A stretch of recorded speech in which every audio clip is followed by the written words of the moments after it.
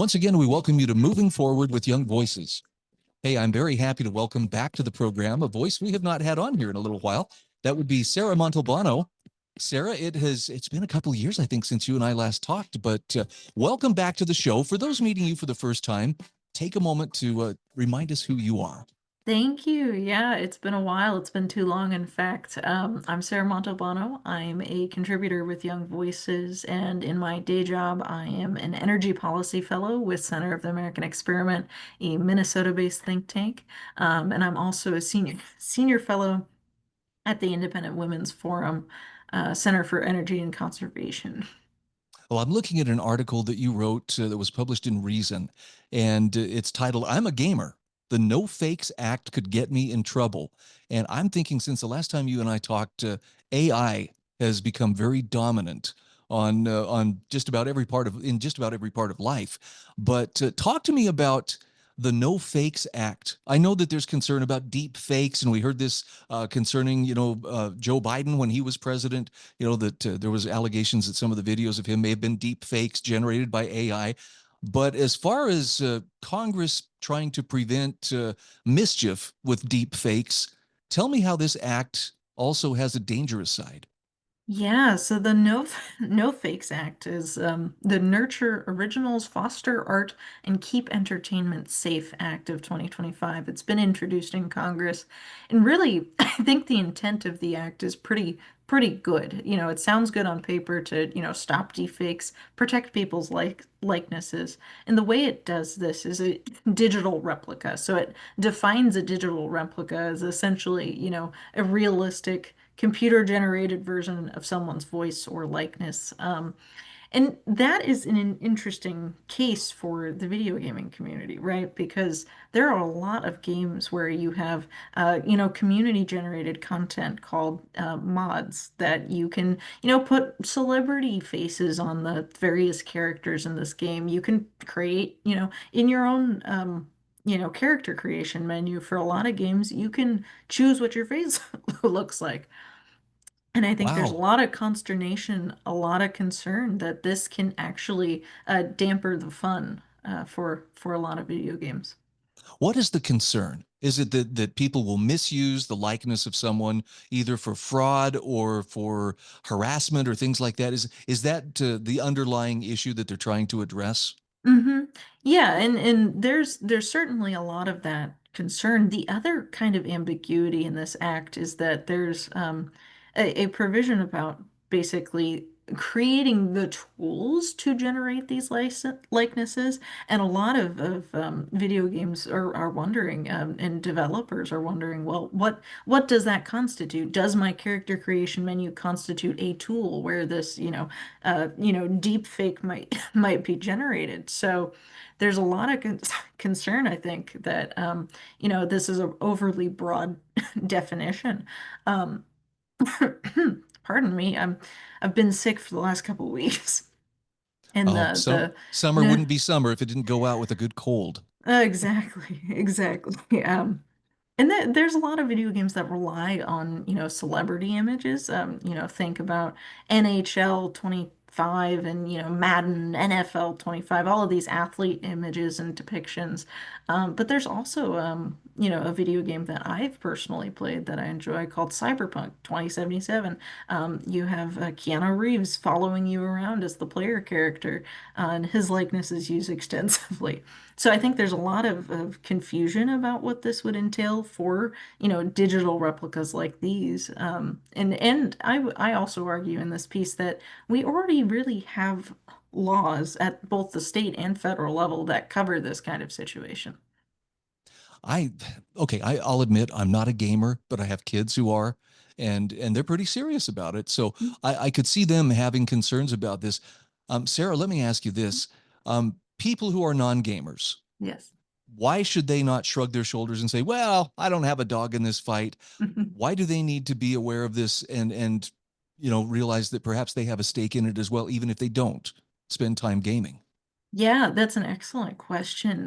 There's a lot of liability in this law that's built in, and it's a financial issue. What we find is that the structure is basically similar to the Digital Millennium Copyright Act, DMCA, where this will lead to somewhat of a crackdown on, digital versions for platforms that decide to host, this AI generated content. The platforms themselves, whether it's, a video game store or, a social media, for example, they're responsible for preventing future uploads of, whatever AI generated content this is. They have to adopt a policy to terminate accounts for repeat violators, and they risk penalties, financial penalties. And what we found with DMCA is that a lot of the onus has been on the platforms to remove this stuff preemptively, even when there are things that actually are borderline. So you might say, well, this, AI generated video of President Trump falls under, parody. Maybe that falls under parody law. And what I think we will see if this passes is actually more of a precautionary approach where the platforms are removing things that are borderline, might, qualify under First Amendment exceptions or protections, but are removed before people see them because they are financially liable if they don't. Wow. I mean, I see a couple of immediate problems with what you've just described here. Mhm. One being that really, if someone just wants to hamstring their competition, whether it's in a game or maybe even in business, all they have to do is make a claim, and then it sounds like the onus is on either the platform or on the person to prove that prove that you are legitimate, as opposed to the person making the complaint having to prove that it's not legitimate. Yes, that's the default structure here, just like DMCA. When someone reports that they think their likeness has been used without their consent, the platforms have to take it down as soon as technically feasible. That is the language in this bill. Um, and regardless of whether that is a frivolous claim or is mistaken or later proved to be patently false, the damage has been done. The content has been taken down. And they risk additional fines for every day that they allow to delay here or to be seen as not acting in good faith towards the law. So I think, the video gaming industry is an interesting niche of this, but I think we will see a lot of problems on social media too. I could also see this, and it seems like I couldn't give you a very specific example, except I think Gavin Newsom, the governor of California, it seems like not so long ago he was making some noise about, I don't want, parody or memes, out there. And AI is very good for creating those kinds of things. But basically, politicians were saying, well, here's a chance to stop people from poking fun at me. Hmm.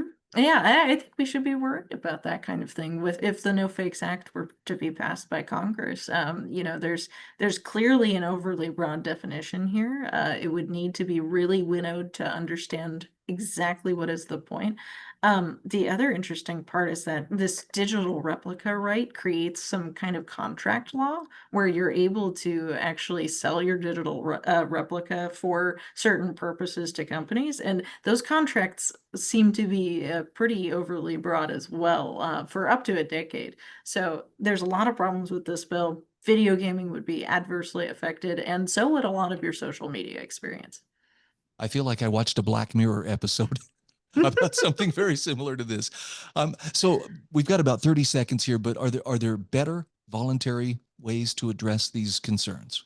Absolutely. One of the video gaming industry's major content platforms, Steam, takes a very good approach, I think, because they decide if you want to host your game on Steam, you have to voluntarily disclose this, and then gamers get to choose, will I patronize this content or not? And I certainly probably won't be doing a lot of AI generated games, but there's people who wouldn't mind, and it's transparently disclosed.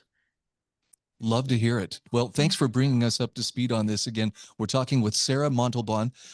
For those who would like to follow your work, where's the best place to do that? Thank you. I'm most active on Substack at Montalbano Mondays, so follow me there or visit Center of the American Experiment for my energy and environment work.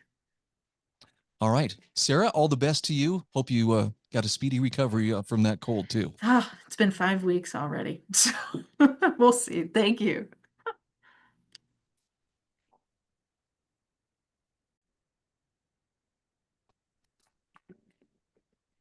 And we are back on Moving Forward with Young Voices. Alex Rosado is back on the show. Alex, we've had you on here many times before, but for those who are meeting you for the first time, take a moment, tell us who you are. Certainly, it is great to be back with Moving Forward. I'm Alex Rosado. I work at a foreign policy think tank in Washington, D.C., the chief of staff at the Ramos Research Institute, and a contributor for Young Voices.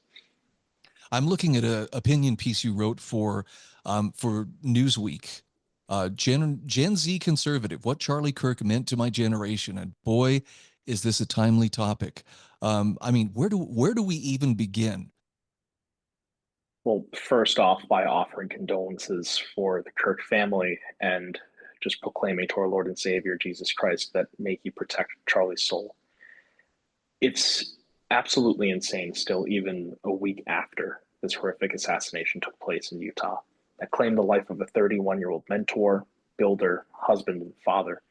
And for someone who wanted to reach out to the next generation and offer them not only a seat at the table, but extend to them a microphone to his greatest dissenters and those who disagreed with opinions.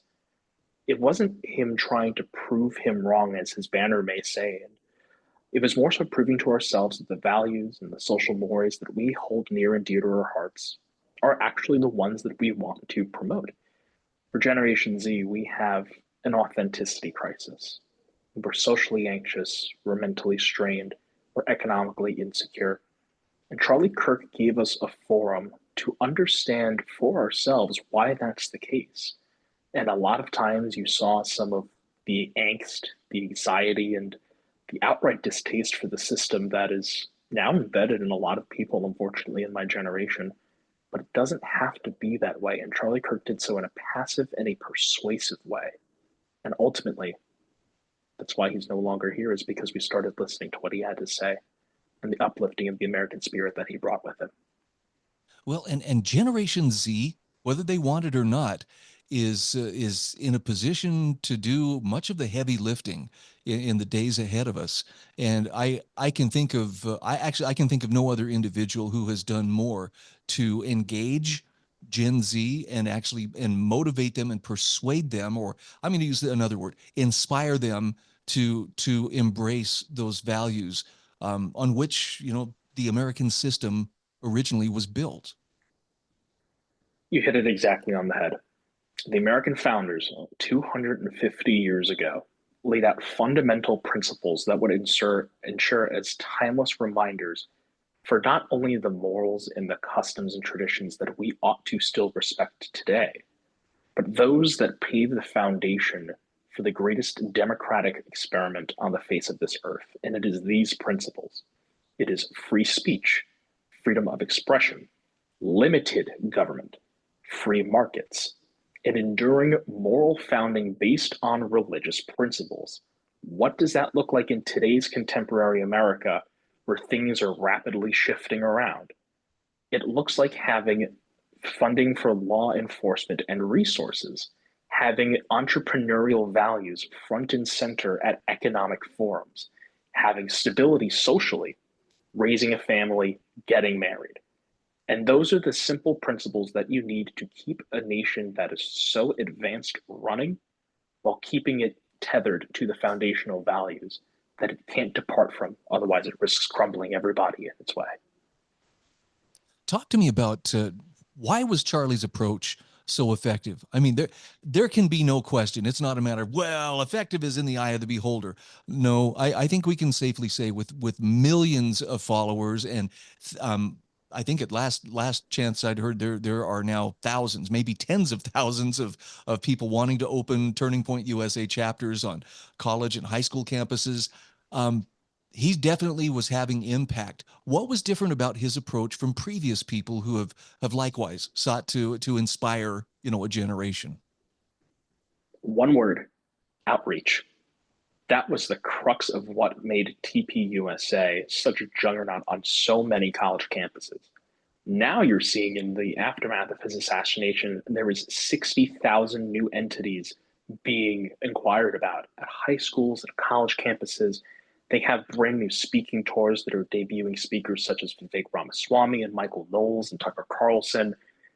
Is that you didn't kill the man himself. You killed not just, I guess, his ideas, but they spawned in a broader movement that Charlie Spirit isn't going to die. This is just the beginning, not only of modern conservatism getting inroads and infrastructure at places where the next generations are learning, where they're congregating, where they're interacting with one another. This is something that is going to ultimately restore some of the principles that seem to be awash in the national conversation that Generation Z feels that they are not a part of. And just talking about some of the reasons why that is because we've lost a lot of trust in social and political institutions. Take a look at Congress, for example. There was a study by Statista showing that earlier this year it had a 17% approval rating. Going all the way back to the 1950s, about 70% of Americans said that they could trust Congress to do the right thing. Now 85% of Americans say that Congress doesn't care about people like them. You're also seeing it too with the media, that it is partisan, polarizing, and ultimately is an interpreter of news itself rather than reporters of it. 2024 is a great example. According to the Media Research Center, you saw 78% of stories run about Kamala Harris positive, 85% of ones that they run by Donald Trump were negative. So at that point, you're not realizing people as citizens, you're realizing them as consumers, as part of a broader agenda. We shouldn't be classified as that. We're individuals. We have our own agency, we have our own will. And it's about time that somebody or something came around and respected it. And Charlie Kirk was authentic, he was raw, he was provocative in some senses, according to some people. And that was the authenticity that we needed in order to get ourselves back and functioning and reasoning again. Well, one of the things that I observed, and this is just a casual observation, as I watched different clips of him talking to people, some very hostile, some, more accommodating, but he never once lost his sense of the other person's humanity. Even when someone would come at him with both barrels, profanity and vulgarity, and doing everything they could to provoke some kind of an angry outburst, Charlie was always reasoned in his response to them. That speaks to a larger decline of civility that is happening within the country. According to studies from the AVA, about 88% of Americans say that civility is on the decline. You have people, specifically within Generation Z, feeling that they've incurred the most discrimination in terms of the classroom, in their interactions online with peers, and even in person. And even as something as simple as table manners, 77% of Gen Z says that it just doesn't matter. So when you have these social values that are being put to the side, feels like it doesn't matter, then it breeds this new age cynicism and almost to the point of nihilism, where people shrug their shoulders and they say, nothing matters, so let me do whatever I want. No, your actions matter. Consequences matter. Conversation and substantive dialogue matters. And that's what Charlie Kirk specialized in, especially getting people to not only come to their own senses and say, perhaps my lifestyle isn't worth pursuing in the temporary sense. We need eternal principles. We need joy. We need foundation. We need connectivity. We need faith. And I think that's something he excelled at when he was still here on Earth. And not to put it too simply, but as you look at the values that especially these Gen Z males are turning toward, it's the same things that our parents and grandparents eventually discovered. Hey, this is where stability and happiness is found in life. In other words, every generation, the new kids may want to reinvent the wheel, but in the end, it seems like it comes back to the things that have stood the test of time. And it appears that's what Charlie stood for. Exactly. If you're just wondering what tradition is in the sense of why we still honor it and carry it today, it's because it was implemented in the past so that a previous problem didn't re-arise in society. So you remove the tradition, you bring that problem back. So we need it as a safeguard, we need it as a contemporary understanding of a foundation, and we need it for us to bind each other together for civilizational values. Once again, we are visiting with Alex Rosado. He is a Young Voices contributor. Alex, where can people find you and follow your work? You can find me on Twitter/X at Alex P. Rosado. Thank you so much.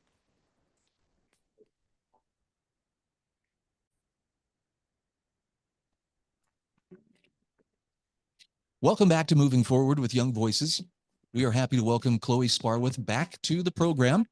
Chloe, it's been a few weeks, but glad to have you on board. For the sake of those meeting you for the first time, take a moment and tell us about yourself. Yeah, hi. Great to be here again. My name is Chloe. I'm calling in from Atlanta. I graduated a few years ago from the University of Virginia with a degree in foreign affairs, and I have been in the Israel Jewish Christian relations space for, I want to say, almost a decade. That makes me very old. That makes me older than I thought I was. But yes, so yeah, really happy to be here. I'm a Young Voices contributor. And yeah, ready to go. That's a really interesting space to inhabit too, because there's a lot going on at any moment. And right now there's a ton of stuff happening in that space. I'm looking at an article that you had published on realclearreligion.org. Medieval anti-Semitism is creeping back into the church. And I do see this. I mean, I follow mostly conservative commentators and influencers, and I am definitely seeing there's some pretty strong antipathy toward Israel, the state of Israel, that is coming through. But talk to me about, at what point does that skepticism of the state of Israel bleed over into just full-on anti-Semitism? Yes. So the first thing that I would say, just as, a caveat for everybody, criticizing Israel is not inherently anti-Semitic. Just like you can criticize the government of any other country or the leaders of any other country without it being, some kind of racism or, bigotedness, you can do that. It's not anti-Semitic. But where you see the difference when we're talking about Israel and where it becomes anti-Semitic is there's a lot of almost religious language, again, going back to the anti-Semitism creeping into the church specifically, that goes back a long, long way before even the founding of Israel. So there's a lot of tropes like demonization of the Jewish people or demonization of the leaders of the Jewish state, where that crosses the line from criticizing a country's government, and it being anti-Semitic. So in the article I talk about, she gets brought up a lot, but I gotta bring her up, Candace Owens. Recently saying that she believes that Bibi Netanyahu is actually, his body is being inhabited by a demon and that Israel is a demonic nation. That is where it crosses into anti-Semitism, when you're casting Jewish people and the Jewish state and its leader as inherently of Satan and of hell. There's not a lot of, probably no other really countries out there that are being described as that right now. And so I think that that's a lot of where the difference comes in. And a lot of this has, restarted with the war that's been going on in Israel since October 7th, where people, it starts as criticizing Israel, criticizing the government, which is just fine. But I think what we're seeing, especially within the past year, is specifically in Christian circles, we're not even sometimes talking about Israel anymore. Candace Owens, like I said, and some other very prominent Christian political influencers are now not even saying Israel. We're straight up going into, demonizing Jewish people and saying the word Jewish. So things have changed a lot in some Christian circles, and I think it's something we really need to be cognizant of. Okay, can I bounce something off you? Because I just, Yes. and if this doesn't translate, I won't feel chastened too badly if you correct me on this. But I don't think very much of a lot of the politicians who are responsible for making policy here in the United States. In fact, I think they're lower than used car salesmen. And, I'm sorry, used car salesman to even compare you. But for people to say, well, your leaders are, thoroughly corrupted and therefore you are exactly like them, I would definitely take offense. I'm not exactly like them. And I can't help but think that whatever problems Israel may have within its own government, and I'm sure they struggle with some of the same things that we do, that doesn't mean that the leaders are one and the same with the people. I'm sure there are Israelis who are concerned about some of the things for which their leaders get criticized, and then perhaps, rightly so. But my point is, they're not they're not in lockstep, or they're not, somehow melded to their leadership by that association. Is that an analogy that holds up? Or if you see some holes in there, please, point them out and help me No, learn. exactly. And like you're saying, okay, the Israeli people are not necessarily their government, just like the American people are not their government. There's a lot of things that the Russian government does that a lot of people tend to disagree with, but you don't see the demonization of Russian people, Russian tourists around the world, which is happening to Israelis. There's being Israelis being harassed in Ireland. There was just a case in the United States. You don't see that happening with any other country. It's very specifically Israel that the Israeli government has done something bad in some people's minds. So the Israeli people must be bad. And then that's where the leap happens to, okay, because Israel is the Jewish state, then therefore the Jewish people must be bad. And there must be something inherently wrong with Judaism. And as you know, Judaism is a religion, but it's also, an ethnicity. So um, that's where it also becomes, racism a little bit. And you point out in your article, before the Jewish state ever existed, there was anti-Semitic Mhm. beliefs. In fact, you list some of the medieval anti-Semitic beliefs, and if you wouldn't mind, clue us in on there were things that were said about the Jews way back when that you would think today would be like, oh my word, how could somebody say that? But we have people doing something very similar today. Yes. Anti-Semitism is a sickness that has existed for thousands of years. It's not new to 2025. Israel is just the new front. People don't like Israel, but it's a mask for not liking the Jewish people. When we're talking about medieval anti-Semitism, that has been going on for years and years and years.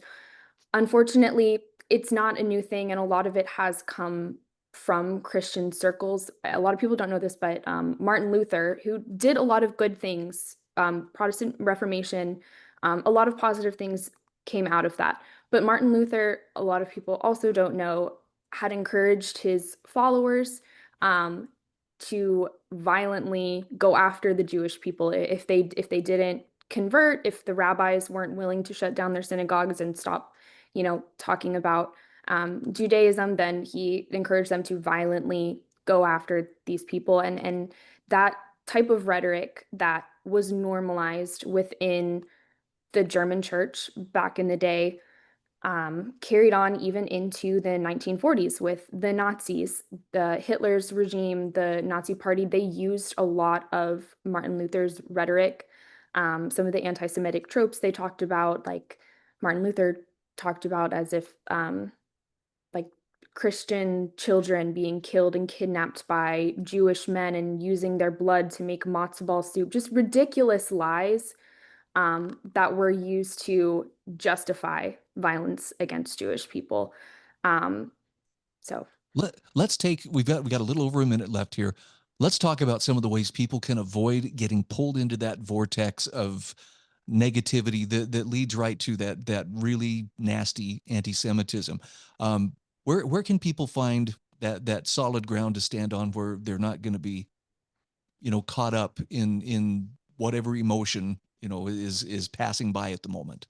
yeah, a lot of it is learning our history, learning the history of anti-Semitism in the church and looking at how did horrible things get normalized. Like the Holocaust didn't happen overnight. There was rhetoric that was building up for years and years and years that made normalizing not liking Jewish, German Jewish neighbors normal, that eventually led to atrocities that you would have thought impossible. So learning your history, learning our history, knowing how we got here.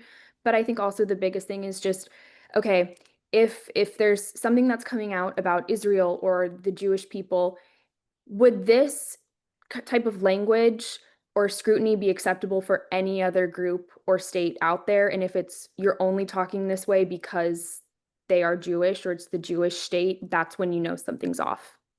Chloe Sparwath, thank you so much for your time today. It's been a pleasure visiting with you. Thank you so much.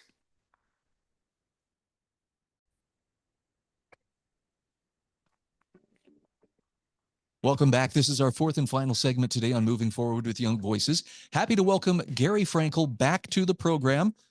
I know we've had you on here many times before, but Gary, take a moment. Tell us a little bit about who you are and what you do. Absolutely, and thanks for having me back. I'm a doctoral researcher in educational leadership at Texas A&M University, but for about 5 or 6 years now, I've been writing plenty of commentary on education, politics, and all the nonsense that the world decides to get up to on a daily basis. There is a bit of nonsense out there, and you're taking a pretty good aim at one particular aspect of it. In an article here from the Daily Wire, New York City public schools think DEI can fix anti-Semitism. You say it won't.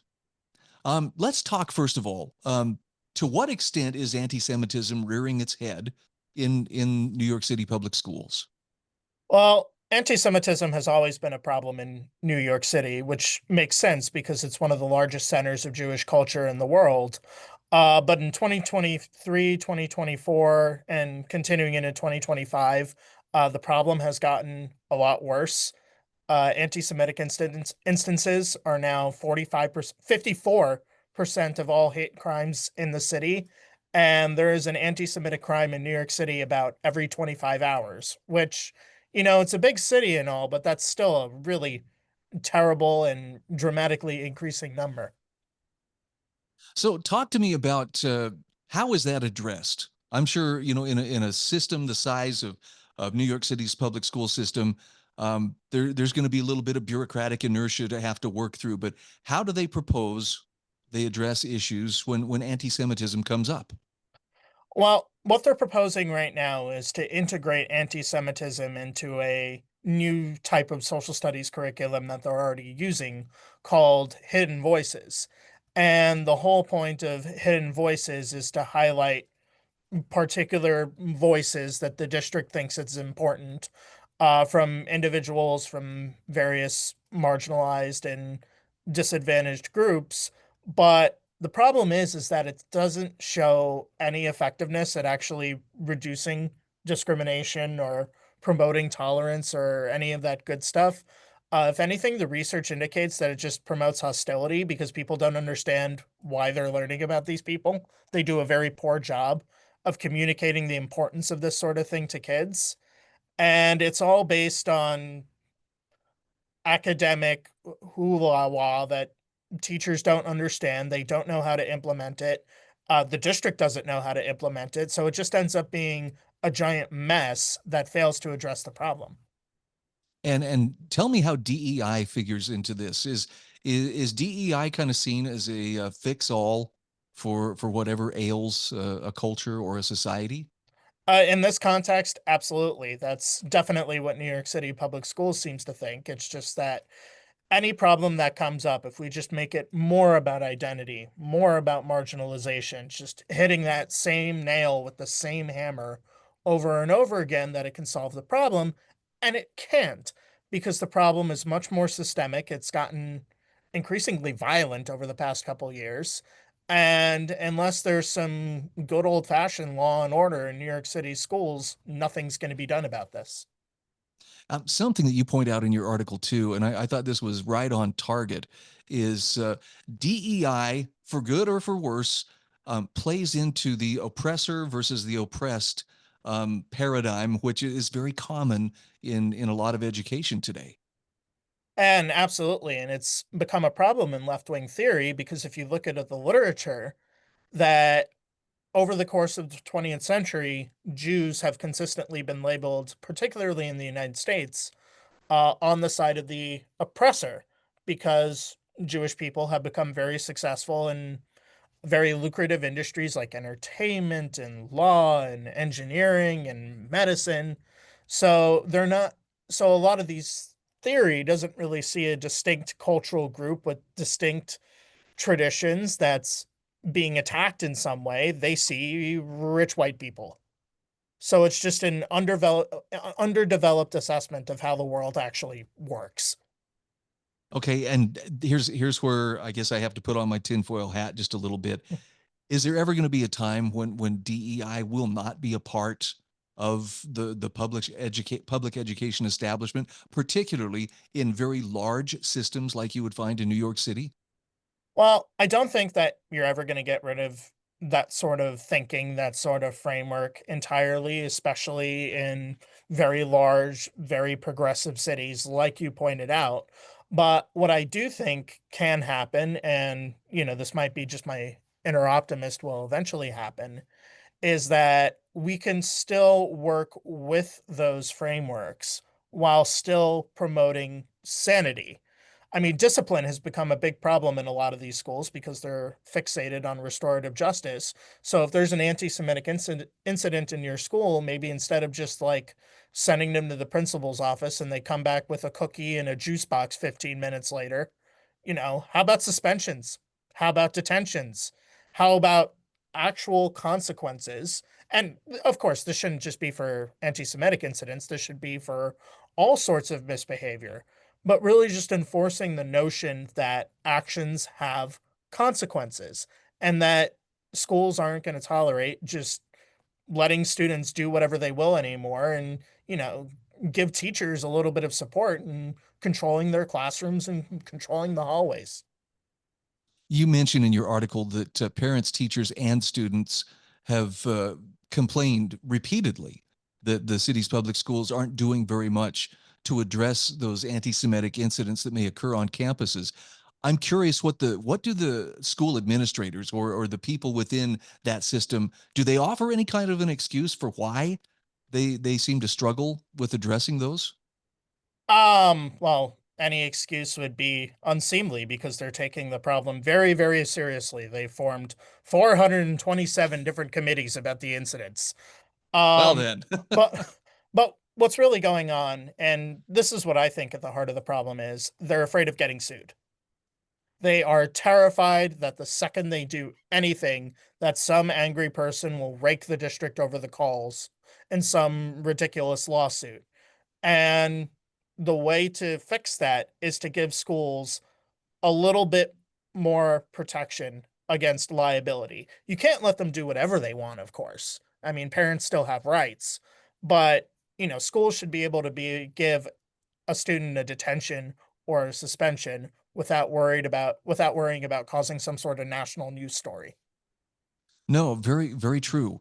I'm also just curious if there's if maybe that lack of action comes down to um, tribalism seems to have found a place, and this is I'm painting with a broad brush here, but particularly among more progressive cities and more progressive systems, it seems like tribalism is just kind of accepted as well. That's the way it is. Has it always been that way? To a certain extent, yes. If you look at educational history, um, there's a very long history of people being tribalist about education. But what's important is that in previous decades, previous centuries, people found ways around them. People found ways to adjust and to adapt, and in some cases, to force their way through the door. And places like New York City are trying to shut all those doors behind them, which is the real problem. Um, is this one of those instances where um, government may not be the solution to overcoming those divisions? It may very well not be. I'm asking that not from a Yeah. hands in the air there, what can you do, but simply from the idea. I mean, I've lived in neighborhoods where there were some very diverse people, and it seems like left to their own devices and their own associations, even longstanding age-old hatreds would melt away when they were given the opportunity to basically freely associate with whom they would associate with. It seems like that's when the walls came down. I completely agree with you, and it's time we get back to a little bit of just letting people be people instead of trying to batter everything with the government. I love how he puts this too. Gary, thank you so much. Appreciate that voice of reason. It's good to hear from you again. For those who want to follow you or check out your work, where can they find you? Absolutely. I'm most active on Twitter or X or whatever it's called now at FrankelGarion. All right. Looking forward to our next conversation. Thank you. Likewise, Brian. Thank you.